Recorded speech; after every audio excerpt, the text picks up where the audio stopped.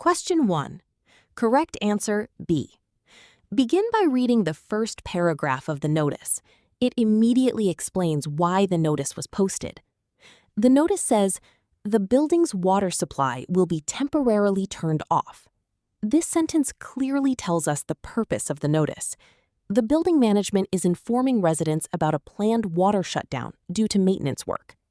Whenever you answer a purpose question, always begin by reading the opening paragraph because it usually introduces the main idea of the passage. Choice A, to explain why residents should conserve water, is incorrect. The notice is not encouraging residents to save water. Instead, it explains that the water service will be temporarily unavailable because maintenance work is being performed. Choice C, to announce higher maintenance fees, is incorrect. The notice never mentions maintenance fees, payments, or any additional costs. Money is not discussed anywhere in the passage. Choice D, to remind residents to pay their rent, is incorrect. The notice never discusses rent or rent payments. This choice is unrelated to the purpose of the notice. Question 2. Correct answer B. Look for the part of the notice that explains what residents should do after the water service is restored. The notice states, residents should allow cold water to run for 1 or 2 minutes before using it normally. This sentence directly answers the question. Pay attention to the phrase, for 1 or 2 minutes. Notice that the word briefly has the same meaning in this context.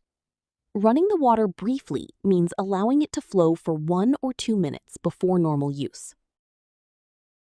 Choice A, boil all drinking water, is incorrect. The notice never tells residents to boil their drinking water. This instruction does not appear anywhere in the passage. Choice C, call the building office immediately, is incorrect. Residents are not instructed to call the office immediately. Only residents with medical needs that require continuous access to water are asked to contact the office before Monday afternoon. Choice D, avoid using washing machines for 1 day, is incorrect. The notice never tells residents to avoid using washing machines for an entire day. This instruction does not appear in the notice. Question 3. Correct answer B. Look for the keywords. Monday afternoon. The notice states, if you have medical needs that require continuous access to water, please contact the building office by Monday afternoon. This sentence contains both the time reference and the condition described in the question. Pay special attention to the word if.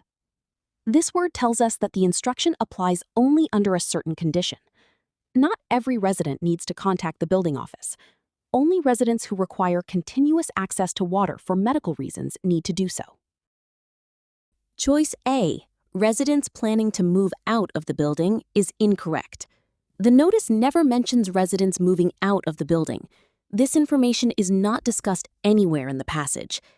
Choice C, everyone living in the building, is incorrect. This choice is too broad. The notice specifically limits the instruction to residents with medical needs. Whenever an answer contains words such as everyone, always, or all, be careful. These choices are often incorrect unless the passage clearly states that the information applies to every person. Choice D, residents who own washing machines, is incorrect. Although washing machines are mentioned earlier in the notice, owning one has nothing to do with contacting the building office. This is a common TOEFL distractor. It uses familiar words from the passage, but changes their meaning, making the answer incorrect.